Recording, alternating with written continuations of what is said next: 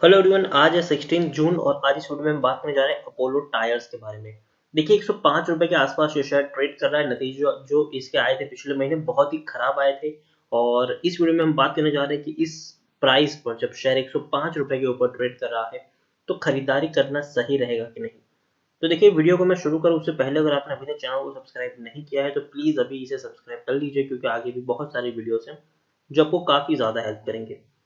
तो चलिए शुरू करते हैं। तो जैसे कि आप देख सकते हैं कि 105 रुपए के आसपास ये शेयर अभी ट्रेड कर रहा है। पिछले एक महीने की हम बात करें तो एक महीने में 15% का हमें यहाँ पर ग्रोथ देखने को मिला है।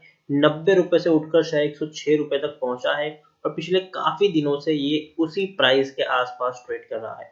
पिछले एक साल की हम बात करें तो एक साल में 42% से भी ज्यादा की गिरावट है। 200 रुपए के लेवल से शेयर टूटता हुआ नीचे है, 75 रुपए तक का लो बनाया, बाद में बाउंस बैक किया था।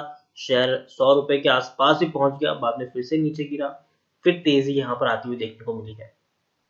3 साल की बात करेंगे तो 3 साल में 58% तक की हमें गिरावट देखने को मिली। 300 रुपए के लेवल से शेयर टूटता हुआ नीचे कंटिन्यूसली ये गिरावट है। आप देखिए 76 रुपीज तक का लो बनाया, बाद में बाउंस बैक की तरफ भी ये शेयर गया हुआ है। मिड कैप स्टॉक है, 6200 करोड़ के आसपास का इसका मार्केट कैप है। एनएससी में अगर हम देखेंगे तो 87 लाख से भी ज्यादा का इसका वॉल्यूम ट्रेड देखने को मिल रहा है।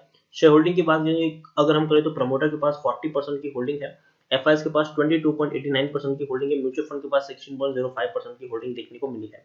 एफआईएस ने थोड़ी सी होल्डिंग कट डाउन की है, लेकिन म्यूचुअल फंड थोड़ी सी होल्डिंग बढ़ाई भी है। यहाँ पर अगर हम देखेंगे तो प्रमोटर है नीरज कंसल्टेंट है, जिनके पास 12.91% की होल्डिंग है, लेकिन उनके द्वारा तकरीबन 16% की होल्डिंग गिरवी भी है। 70 म्यूचुअल फंड्स ने अपना पैसा लगाया है, 161 एफआईएस भी यहाँ पर इन्वेस्टेड है। हाईएस्ट पब्लिक शेयर होल्डर की बात करें तो व्हाइट आयरिश इन्वेस्टमेंट लिमिटेड है, जिनके पास 8.93% की होल्डिंग है। इंडिविजुअल इन्वेस्टर होल्डिंग 7.39% की देखने को मिल रही है। 300% का डिविडेंड भी पे करा है, मतलब पर शेयर एक बढ़िया डिविडेंड इन्होंने पे किया, 3 रुपए तक का डिविडेंड भी पे किया है और वो भी इसी साल के मार्च महीने में ये डिविडेंड पे किया है।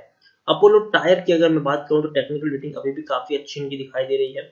11.90 का इसका पी है, जबकि इंडस्ट्री पी 20.63 है। बुक वैल्यू 134 है, प्राइस टू बुक वैल्यू 0.79 है, ईपीएस 8.89 के आसपास हमें देखने को मिल रहा है। डिलीवरीज तकरीबन 13.14 के आसपास है यहाँ पर। According to money control user 26% लोग खरीदने की सलाह दे रहे हैं, 74% लोग बेचने की सलाह दे रहे हैं। यहाँ पर काफी ज्यादा लोग यहाँ पर बेचने की सलाह दे रहे हैं। रीजन सिंपल है कि नतीजे उतने अच्छे नहीं आए थे और भी ज्यादा हमें गिरावट देखने को मिलेगी, खास करके टायर इंडस्ट्रीज में भी और ऑटोमोबाइल्स में भी, क्योंकि खरीदारी उतनी देखने को नहीं मिलेगी जितनी पहले हुआ करती थी। अब खुद देखिए इस बार जो नेट प्रॉफिट हुआ है वो 80 करोड़ से भी कम का इनको मुनाफा हुआ है, जबकि इससे पहले दिसंबर में 175 करोड़ तक का मुनाफा हुआ था इनको। सितंबर में भी 80 करोड़ से ज्यादा का प्रॉफिट था, जून में 140 करोड़ का आसपास का मुनाफा था, मार्च में 85 करोड़ के आसपास का मुनाफा था। तो इस बार प्रॉफिट काफी कम हुआ है और ये थोड़ा सा रीजन है कि कंपनी के ऊपर एक प्रेशर जरूर क्रिएट हो रहा है, क्योंकि बिक्री को लेकर एक बहुत बड़ा सवाल यहाँ पैदा होने वाला है आने वाले दिनों में। यहाँ पर अगर आप देखेंगे तो प्रमोटर की जो होल्डिंग है वो अच्छी है, कांस्टेंट है, 40.90% की होल्डिंग प्रमोटर ने कांस्टेंट रखी है, लेकिन गिरवी रखे हुए शेयर बढ़ गए हैं। जो पहले 15.02% की होल्डिंग गिरवी थी, आज वो 16.27% की होल्डिंग गिरवी है। एफआईएस की बात करें अगर हम करें तो 23.72% की जो होल्डिंग पहले हुआ करती थी, आज वो 22.89% की होल्डिंग देखने को मिल रही है। म्यूचुअल फंड के पास पहले 15.46% की होल्डिंग थी, आज वो 16.05% की होल्डिंग है। तो एफआईएस ने अपनी होल्डिंग को गिराया है, जबकि म्यूचुअल फंड ने अपनी होल्डिंग को काफी हद तक बढ़ा दिया है। इंश्योरेंस कंपनी ने यहाँ पर हाथ नहीं डाला है। तो सबसे बड़ा सवाल कि अपोलो टायर में क्या करे, जिन्होंने खरीदारी की है वो क्या करे, जो फ्रेश बाइंग करना चाहते हैं वो क्या करे। तो देखिए पहली चीज, अगर आपने खरीदारी की है और आप शॉर्ट टर्म के निवेशक हो और आप मुनाफे में हो, आप प्रॉफिट में हो, तो आप चाहे तो प्रॉफिट बुकिंग कर सकते हो। लेकिन अगर आपका लंबी दूरी का नजरिया है तो मेरे हिसाब से आपको बने रहना चाहिए। अगेन मैं कह दूं, शॉर्ट टर्म के निवेशक प्रॉफिट बुकिंग कर सकते हैं, लंबी दूरी का जिनका नजरिया है वो चाहे तो यहाँ पर बने रहे। और अगर थोड़ी सी गिरावट अगर आती भी है शॉर्ट टर्म में तो थोड़ी और क्वांटिटीज भी यहाँ पर ऐड कर सकते हैं वो। अगर गिरावट आती है शॉर्ट टर्म में, हालांकि थोड़ी सी गिरावट देखने को जरूर मिलेगी, तो थोड़ी सी और क्वांटिटीज आप यहाँ पर ऐड कर सकते हो।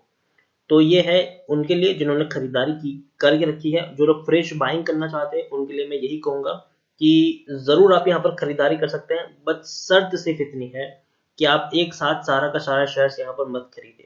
जैसे कि आप 101 रुपए के आसपास अगर आपको 100 शेयर खरीदने हैं तो 100 रुपए के आसपास आप पहले 25 शेयर खरीदिए, फिर वेट करें। अगर शेयर 5-1 रुपए नीचे जाता है तो आप थोड़े और 25-30 शेयर खरीद लीजिए, फिर वेट करें। अगर थोड़ा और नीचे जाए तो थोड़ी और क्वांटिटी आप यहाँ पर खरीद सकते हैं। और कम से कम आप यहाँ से 7 या 8 महीने का प्लान लेके चले, जरूर ये शेयर आपको कम से कम 125-130 रुपए के आसपास ट्रेड करता हुआ दिख जाएगा। ओवरऑल अपोलो टायर में शॉर्ट टर्म का नजरिया है तो प्रॉफिट बुक करें, लॉन्ग टर्म का नजरिया है तो बने रहे, पैनिक करने की कोई जरूरत यहाँ पर नहीं है। फ्रेश बाइंग करना चाहे तो करें, लेकिन सिर्फ और सिर्फ एसआईपी मोड में ही खरीदारी करें, ज्यादा बड़ी क्वांटिटी भी लगाने की यहाँ पर जरूरत नहीं है शुरुआती दौर में। क्योंकि देखिए ये सोच के खरीदारी करिए कि आपको इसमें एवरेजिंग करने की जरूरत पड़ेगी ही पड़ेगी। खरीदारी करोगे एवरेजिंग करने की जरूरत पड़ेगी, क्योंकि कोविड के केसेस बहुत तेजी से बढ़ रहे हैं और सिचुएशन अभी भी काफी ज्यादा अनस्टेबल है। अब काफी ज्यादा अनस्टेबल सिचुएशन है अभी भी, और काफी तेजी से कोविड के केसेस भी बढ़ रहे हैं।